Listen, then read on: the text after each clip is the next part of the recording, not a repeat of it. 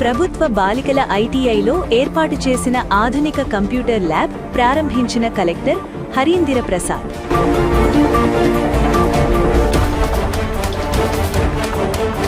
విశాఖ పెద్ద గంట్యాడ ప్రాంతంలో మంత్రి నారాయణ పర్యటన. డంపింగ్ యార్డ్ సమస్యను పరిష్కరిస్తామని హామీ.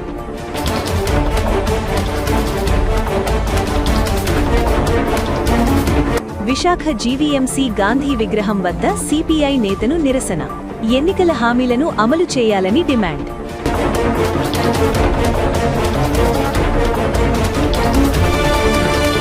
రాబోయే 4 రోజులు రాష్ట్రంలో ఉరుములతో కూడిన వర్షాలు. విశాఖ వాతావరణ శాఖ.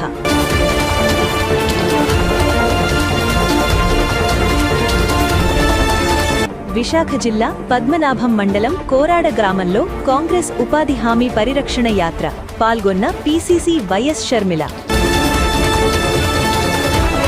విశాఖలోని కంచరపాలెం ప్రభుత్వ బాలికల ఐటీఐలో 20 లక్షల వ్యయంతో ఏర్పాటు చేసిన ఆధునిక కంప్యూటర్ ల్యాబ్ను జిల్లా కలెక్టర్ ఎంఎన్ హరేంద్ర ప్రసాద్ ప్రారంభించారు. హెచ్డిఎఫ్సి బ్యాంక్ ఆర్థిక సహకారంతో 25 కంప్యూటర్లు, ఇతర వసతులతో ఈ ల్యాబ్ను అభివృద్ధి చేశారు. విద్యార్థులు సాంకేతిక నైపుణ్యాలను పెంపొందించుకోవడానికి ఈ ల్యాబ్ ఎంతో దోహదపడుతుందని కలెక్టర్ పేర్కొన్నారు. ఇప్పుడు ఒక టూల్ డిజైన్ చేయాలన్నా you have to use either CAD or AutoCAD చేయాలి or some other tool you have to use to design that tool. Your CNC machines also, it is nothing but computer numerically control machine. So there also computer plays a key role. If you can understand the basics of computing, then it will help you go a long way. ఇప్పుడు of late we are hearing lot about AI, artificial intelligence. ఎక్కడ చూసినా artificial intelligence అంటే వింటున్నాము, LLM అని వింటున్నాము. we are hearing about ChatGPT, Gemini, Claude, ఇవన్నీ వింటున్నాము. But అవన్నీ నేర్చుకోవాల్సిన అవసరం ఉంది. Because these tools help us become much more efficient. ముందైతే ఒక వెబ్సైట్ డిజైన్ చేయాలన్నా మనం వేరే వాళ్ళని నమ్ముకునే పరిస్థితి ఉండేది, వాళ్ళు నెలల పాటు తీసుకునే పరిస్థితి ఉండేది. ఇప్పుడు అలా కాదు. ఆ వెబ్సైట్ ఎలా కావాలి, what should be the user interface, మనకు ఏ విధంగా ఉండాలి, ఏమేమి మెనూస్ ఉండాలి, ఏమేమి ఫీచర్స్ ఉండాలి నేను మనం చెప్తే the system itself is capable of giving us the output. So మనకి బేసిక్ స్కిల్ ఏంటంటే ఏ పర్పస్కి ఏ పర్టికులర్ సాఫ్ట్వేర్ వాడాలని తెలుసుకోవాలి. ఆ సాఫ్ట్వేర్ వాడడానికి there is something called as priming అంటారు. మనం ఏ విధంగా క్వశ్చన్స్ అడుగుతున్నామో ఆ క్వశ్చన్ బట్టే సమాధానం ఉంటుంది. ఆ క్వశ్చన్ ఏ విధంగా అడగాలి మనకు తెలియాలి. సో అవన్నీ నేర్చుకోవాలంటే we need a good facility. Now you have that facility. Visakha Gajuwaka సమీపంలోని పెద్దగంట్యాడ ప్రాంతంలో డంపింగ్ యార్డ్ సమస్య లేకుండా చర్యలు తీసుకుంటామని మంత్రి నారాయణ తెలిపారు. పెద్దగంట్యాడలో మీడియాతో మాట్లాడుతూ చెత్తను తరలించేందుకు 33 టన్నుల సామర్థ్యంతో వాహనాలు వినియోగిస్తామని చెప్పారు. ప్రస్తుతం రోజుకు 14 టన్నుల చెత్తను వినియోగిస్తున్న ఎనర్జీ ప్లాంట్ సామర్థ్యాన్ని 2000 టన్నులకు పెంచుతున్నట్లు వెల్లడించారు. ఏదైతే ఎంతో కాలం నుంచి డంప్ యార్డ్ సమస్య ఉందో ఆ డంప్ యార్డ్ని యాక్చువల్గా ఈరోజు నేను స్థానిక శాసనసభ్యులు పల్లా శ్రీనివాస్ గారు మరియు మున్సిపల్ కార్పొరేషన్ కమిషనర్ గారు మరియు విఎంఆర్డీఏ కమిషనర్ గారు మరియు మేయరు మరియు కార్పొరేటర్లు అందరితో కూడా విజిట్ చేయడం జరిగింది. దానికి ఎటువంటి ఇబ్బంది లేకుండా ప్రజలకు ఇబ్బంది లేకుండా చేయాలని నిజంగానే కొంత ఇబ్బంది ఉంది. ఆ ఇబ్బంది పోవాలంటే ఏం చేయాలనేది యాక్చువల్గా ఈరోజు మళ్ళీ కూర్చొని దాని మీద డిస్కస్ చేసి పెద్ద కాంపాక్టులు 33 టన్స్ కాంపాక్టులు తీసుకొని అక్కడ యాక్చువల్గా డంప్ చేస్తున్నారు, మళ్ళీ అక్కడి నుంచి లిఫ్ట్ చేస్తున్నారు. అక్కడ డంప్ చేయకుండా చేసే విధంగా ఏర్పాటు చేయాలని యాక్చువల్ కమిషనర్ గారు చెప్పాను. వారితో మళ్ళీ కూడా మీటింగ్ అయిన తర్వాత మళ్ళీ వాళ్ళతో కూర్చొని కూడా డిస్కస్ చేస్తున్నాం. జనరల్గా ఇప్పుడు వేస్ట్ ఎనర్జీ ప్లాంట్ చక్కగా ఇక్కడ వచ్చింది. 1400 టన్నులు రోజుకి అది ప్రాసెస్ చేస్తుంది. దాన్ని 2000 చేయబోతున్నారు. కాబట్టి ఎక్కడికక్కడ వచ్చిన చెత్తని కాంపాక్టులు ఇప్పుడు 33 టన్స్ కాంపాక్టులు వచ్చినాయి. విశాఖ జీవీఎంసీ గాంధీ విగ్రహం వద్ద సిపిఐ నేతలు నిరసన తెలిపారు. ఎన్నికల హామీల ప్రకారం పేదలకు టిడ్కో ఇళ్లు, పట్టణాల్లో 2 సెంట్లు, గ్రామాల్లో 3 సెంట్లు ఇవ్వాలని డిమాండ్ చేశారు. ప్రభుత్వం అమలు చేయడంలో విఫలమైందని జిల్లా కార్యదర్శి ఎస్కి రహిమాన్ విమర్శించారు. మార్చి 24న రాష్ట్రవ్యాప్తంగా నిరసన చేపడతామని ప్రభుత్వాన్ని హెచ్చరించారు. చేస్తాం. అర్బన్ లో 2 సెంట్లు, గ్రామాల్లో 3 సెంట్లు వెంటనే ఇవ్వాలి. అర్బన్ లో 2 సెంట్లు, గ్రామాల్లో 3 సెంట్లు ఇవ్వాలి. వితంతు పెన్షన్, వృద్ధాప్య పెన్షన్, కొత్త రేషన్ కార్డులు వెంటనే మంజూరు చేయాలి. వితంతు పెన్షన్, వృద్ధాప్య పెన్షన్, కొత్త రేషన్ కార్డులు వెంటనే మంజూరు చేయాలి.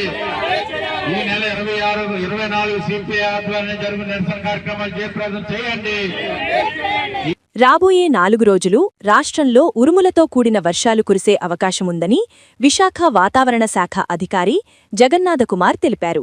దీని ప్రభావం విశాఖలో కూడా ఉండే అవకాశాలున్నాయని చెప్పారు. ఉరుములు వచ్చేటప్పుడు ప్రజలు జాగ్రత్తగా ఉండాలని సూచించారు. గంటకు 30 నుంచి 40 కిలోమీటర్ల వేగంతో గాలులు వీస్తాయన్నారు. రాబోయే 4 రోజులు కూడా చెదురుముదురుగా ఉరుములతో కూడిన, మెరుపులతో కూడిన చిన్న చిన్న వర్షాలు ఉండే అవకాశం ఉంది. ముఖ్యంగా మొదటి రోజైన ఈరోజు ఉత్తర దక్షిణ కోస్తా జిల్లాల్లో 1-2 చోట్ల తేలికపాటి జల్లులు, ఉరుములు కొనసాగే అవకాశం ఉంది. రేపటి నుంచి 4వ రోజు వరకు, అనగా 20వ తేదీ వరకు క్షేత్రీయ విస్తృతి పెరగటంతో పాటు ఉరుములు, మెరుపులు కొనసాగే అవకాశం ఉత్తర దక్షిణ కోస్తా జిల్లాల్లో ఉన్నాయి. ముఖ్యంగా 3వ రోజు దీని యొక్క విస్తృతి ఎక్కువగా ఉండే అవకాశం ఉన్నది. అయితే ఇవి సంవహన వర్షపాతాలు, అంటే వేడి భూ ఉపరితలం వేడెక్కిన తర్వాత సముద్ర ఉపరితలం నుంచి వీస్తున్న గాలుల వల్ల ఈ 2 సంగమం వలన వర్షపాతం పడే అవకాశం ఉంది. ఇవి తక్కువ కాలం మాత్రమే కొనసాగే అవకాశం ఉంది. అంటే రోజులో 1 గంట, 2 గంటలు మాత్రం వర్షాలు పడే అవకాశం ఉంది. ఇక ఈరోజు రాష్ట్రంలో గరిష్ట ఉష్ణోగ్రతలు సాధారణ స్థాయిలో ఉండే అవకాశం ఉంది. తదుపరి 2 రోజులు కూడా గరిష్ట ఉష్ణోగ్రతలు 2వ రోజు నుంచి 4వ రోజు వరకు గరిష్ట ఉష్ణోగ్రతలు 2 నుంచి 4 డిగ్రీలు తగ్గే అవకాశం ఉన్నది. ఇక ఈదురుగాలులు ఈరోజు, రేపు 30 నుంచి 40, గరిష్టంగా 50 కిలోమీటర్ల వేగంతో 1-2 చోట్ల వీచే అవకాశం కోస్తా జిల్లాల్లో ఉంది. మరియు 3వ రోజున 40 నుంచి 50, గరిష్టంగా 60 కిలోమీటర్ల వేగంతో ఈదురుగాలు వీచే అవకాశం ఉన్నది. విశాఖ జిల్లా పద్మనాభం మండలం కోరాడ గ్రామంలో ఉపాధి హామీ పరిరక్షణ యాత్ర కార్యక్రమాన్ని నిర్వహించారు. ఈ కార్యక్రమానికి రాష్ట్ర కాంగ్రెస్ అధ్యక్షురాలు వైఎస్ షర్మిల పాల్గొన్నారు. ఈ సందర్భంగా ఆమె మాట్లాడుతూ కేంద్ర, రాష్ట్ర ప్రభుత్వాలు ఉపాధి హామీ పథకాన్ని నిర్వీర్యం చేశాయన్నారు. దీనివల్ల కార్మికులు ఇబ్బందులకు గురవుతున్నారని ఆరోపించారు. వైఎస్ఆర్ రాజశేఖర రెడ్డి గారు కేవలం 5 సంవత్సరాలు మాత్రమే ముఖ్యమంత్రిగా ఉన్నారు. 5 సంవత్సరాలలో ఎంత అభివృద్ధి, ఎంత సంక్షేమము సాధించారు అంటే ఆ తర్వాత వచ్చిన ఏ ముఖ్యమంత్రులు కూడా పోటీ పడలేకపోయారు.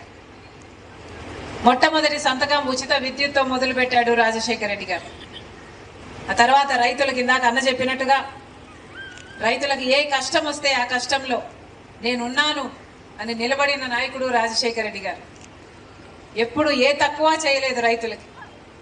వ్యవసాయము పండుగ అయ్యింది.